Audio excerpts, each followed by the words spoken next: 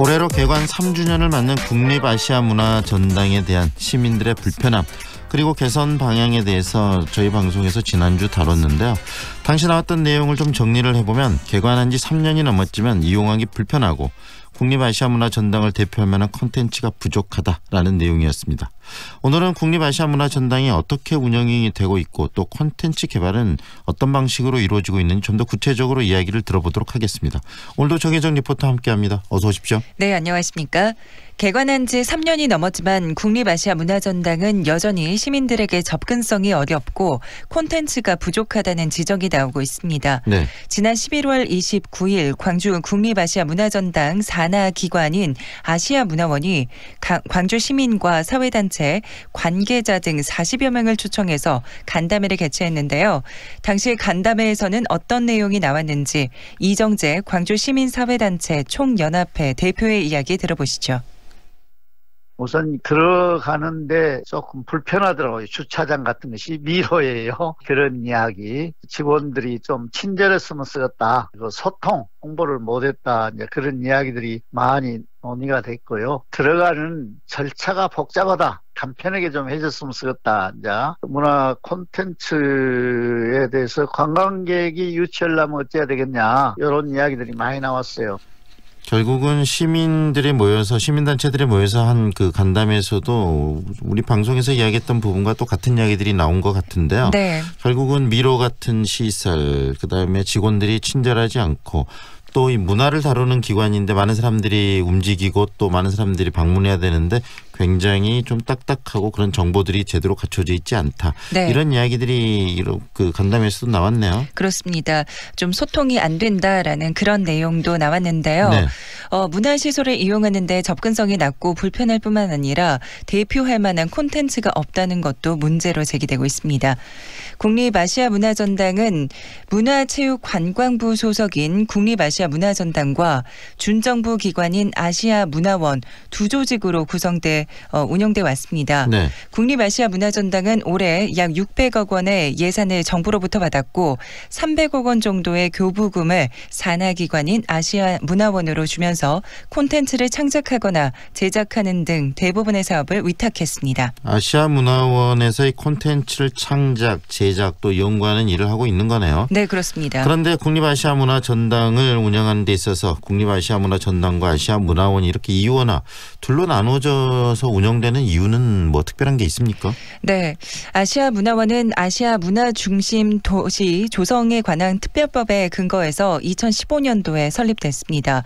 시설 운영 지원이나 행정 등의 업무는 문화체육관광부 소속인 아시아문화전당에서 맡고 아시아문화원은 콘텐츠 개발이나 실질적인 수익 창출 업무를 맡겠다는 계획에서였는데요. 네. 하지만 실제로는 아시아문화원에서도 개발 외에 행정 업무를 하는 등 명확한 업무 구분 없이 양조직이 상하 구조로 3년 동안 고착화됐습니다. 구조적인 한계를 드러내고 있습니다. 콘텐츠의 창작과 제작, 연구, 개발 등을 하기 위해서 설립된 아시아문화원에서 행정 업무까지 하고 있다는 것. 콘텐츠를 창작하거나 제작하는 데 또 집중할 수 없을 수도 있을 것 같고요. 이렇게 업무가 좀 혼선이 빚어질 수도 있을 것 같은데요. 네, 그렇습니다. 국회 예산정책처에서 네네. 네, 경찰처에 따르면 2017년도에 결산 분석 자료를 이제 발표했습니다. 국립아시아문화전당이 이원화된 조직으로 업무 중복이나 비효율적 성과 관리 등 여러 문제가 뒤따르고 있어서 업무의 효율성이 떨어지고 있는 것으로 분석됐습니다. 또 국립아시아문화전당이 아시아문화원을 산하 기관으로 두고 관리 감독하는 형태로 운영되다 보니까 네. 가불관계 논란이 이어지면서 내부적으로 갈등을 겪고 있고요. 이래서 조직을 일원화해야 된다라는 목소리가 나오고 있습니다. 네, 아시아문화전당이 이원화된 운영 체계 속에서 문제가 지금 드러나고 있다는 이야기인데요. 네. 이러한 갈등 속에서 국립아시아문화전당을 대표할 만한 이 킬러 콘텐츠, 다시 말해서 핵심 콘텐츠가 없다는 지적은 계속해서 나오고 있는 거 아니겠습니까? 네, 그렇습니다. 조선대 중국어 문화학과 김아림 교수의 이야기 들어보시죠. 이제 전당이 궁극적으로 좀 더 활성화되고 자생적 구조를 가지려면 뭔가 그 컨텐츠를 만들어내고 또 킬러 컨텐츠 같은 게 몇 개 있어야 되거든요. 그래야 이제 광주 전당에 가면 뭐 어떤 것들을 볼 수 있다. 예를 들면 메시지가 있는 그런 공연물들을 만들어서 장기 상설 공연을 해야 사람들이 올 거 아닙니까? 아니면 이제 컨텐츠에 있어서 어떤 기술력이랄지 이런 고민들이 좀 보여져야 시민들도 자부심을 가지면서 야 우리 전당 있으니 놀러 와라 이런 말도 할 것이고 근데 이게 전혀 지금 기대나 바람이 안 되고 있으니까 전당과 어울리는 이런 그 프로그램들이 하나 만들어져야 될 필요가 있고요. 네. 콘텐츠의 제작이나 개발을 위해서 국립아시아문화전당에서 이 문화원에 300억 정도의 교부금을 매년 주고 있다. 그 이야기 지난 방송에서도 했었고 네. 모두에서도 이야기를 했었는데 그렇다면 이 300억이라는 돈 상당히 많은 돈인데 어떤 식으로 사용되고 있는 거죠? 아시아 문화원으로부터 받은 예산 보고서에 따르면 2016년부터 2018년까지 매년 300억 원 이상의 교부금을 받았습니다. 그중에 200억 원 정도가 콘텐츠나 프로그램을 개발하기 위해서 들어간 것으로 나타났고요. 네. 나머지 100억 원은 기관을 운영하는 데 들어갔는데요. 야외 행사 사업이나 장비 유지 보수 또 고객 지원 시설에 대한 운영 등 운영비로 들어간 것으로 확인됐습니다. 300억 중에서 100억은 운영비, 200억은 콘텐츠 개발비라는 이야기인데 네. 100억을 가지고 운영하는 것도 상당히 많은 액수인 것 같고요. 그다음에 특히 200억 원을 가지고 이 콘텐츠를 만드는데 과연 아시아문화원에서 어떤 콘텐츠를 만들었는가 우리 광주 시민들이 잘 이해를 모르시거든요. 네, 그 부분에 대해서 아시아문화원 액트 기획팀 이기영 팀장의 이야기 들어보겠습니다. 아시아에 있는 세계 문화유산을 광주 전당에서 체험할 수 있게끔 디지털로 아카이빙을 해서 가상 체험을 할 수 있는 그런 컨텐츠를 지금 만들고 있습니다. 그게 이제 디지털 헤리티지 사업이거든요. 그 다음에 문화예술 쪽, 미디어아트 쪽에서는 15년에 김치앤칩스라는 미디어아트 그룹하고요. 영국과 한국이 같이 라이트 베리어라는 작품을 만들었었습니다. 그래서 라이트 베리어 같은 경우에는 올해의 아르스 일렉트로니카에서 특별상을 수상을 했고요. 사운드하고 이미지 같은 경우에는 조태복 작가라는 분하고 같이 해가지고 빛의 속도를 넘어선다는 그러한 작품을 개발을 해서 얼마 전에 11월 달에 독일의 ZKM이라는 곳에서 기가헤르츠상을 좀 수상을 했었습니다. 현재 저희가 지적재산권을 공동으로 가지고 있는 작품들은 전체로 한 36개 작품들이 있고요. 기술 스텝하고 기획자 다 해가지고 동시에 또 행정도 같이 하는 그러한 작가들 한 40명 정도가 그 연구직으로 있습니다. 3년 동안 활발하게 연구를 해서 30여 개의 콘텐츠를 또 제작해서 선보였다. 작품상도 받았다. 이렇게 지금 아시아문화원은 말을 하네요. 네, 그렇습니다. 여기서 말하고 있는 콘텐츠는 아시아문화전당과 아시아문화원이 저작권을 가지고 있는 전시품인데요. 약 30여 개를 개발해서 연구하고 있다고 밝혔습니다. 하지만 시민들의 반응은 조금 전에 들었던 김치앤칩스나 라이트 베리어 이런 콘텐츠에 대해서는 굉장히 생소하다는 의견이 많았습니다. 결국은 문화 콘텐츠라는 것은 많은 사람들이 보고 향유하고 공감해야 되는데 전혀 광주 시민들은 이러한 콘텐츠를 30여 개가 넘은 콘텐츠를 개발하고 상도 받았다고 이야기를 하지만 모르고 있는데 그 이유는 과연 뭘까요?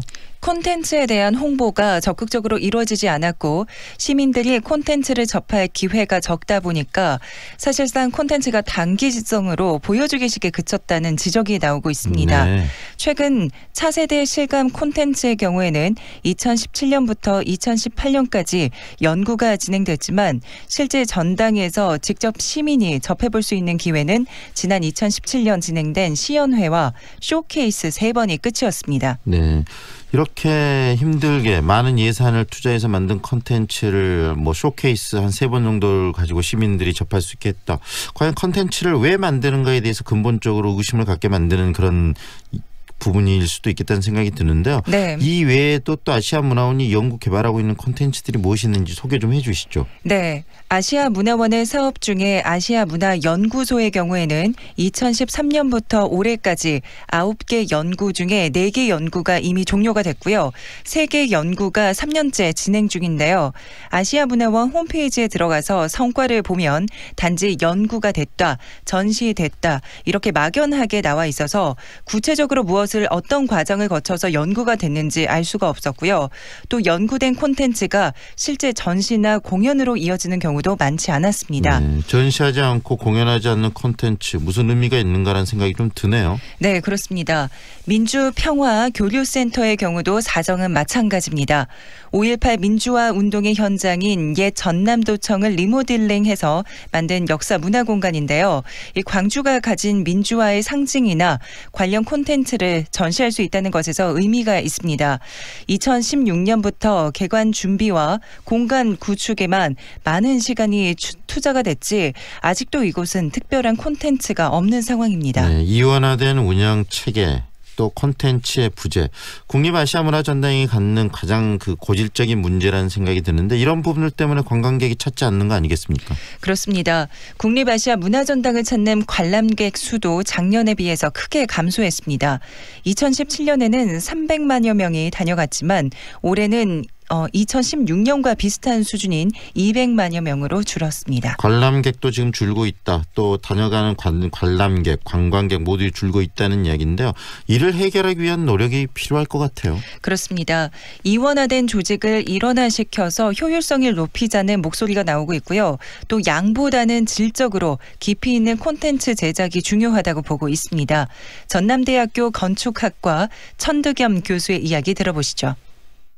나중에게 제공할 수 있어야 되고 그걸 통해서 이 재생산이 돼야 이 컨텐츠 가치가 산업적으로 나타나는 것이잖아요. 이것을 하려면은 강력한 카리스마가 있거나 리더십이 있는 전문가가 집단을 이끌어야 되고 지역사회 사람들이 그 문화를 향유할 수 있는 공간으로 이렇게 거듭나야 되잖아요. 전문가만의 공간, 예술가만의 공간 이렇게 되니까 아주 킬러 컨텐츠가 있거나 이벤트가 있거나 이런 것들이 있다면 이제 하나씩 오는 것이죠. 특히 일회성 행사를 하지 말고 매년간 기획해서 쭉 하든지 너무 많은 아이템보다도 우선 몇 가지만이라도 아시아의 소리를 다 모은다. 아시아의 춤을 모은다. 아시아의 민속을 모은다. 아시아의 설화를 모은다. 집중 투자해서 시스템상에서도 아주 좀 쉽게 편하게 접근이 국립아시아문화전당을 둘러싼 문제가 해결되기 위해서는 정부와 지자체의 관심과 함께 국립아시아문화전당 자체적으로도 개혁과 혁신이 필요할 것 같습니다. 정말 개혁과 혁신이 필요하고요. 많은 사람들이 찾는 곳이 바로 문화의 장소지. 천득염 교수였죠. 천득염 교수가 이야기한 것처럼 전문가들만의 공간으로서 존재하는 것은 아시아문화전당의 역할이 아니라는 생각이 드네요. 네, 그렇습니다. 오늘 여기까지 듣겠습니다. 고맙습니다. 네, 감사합니다. 지금까지 정혜정 리포터였습니다.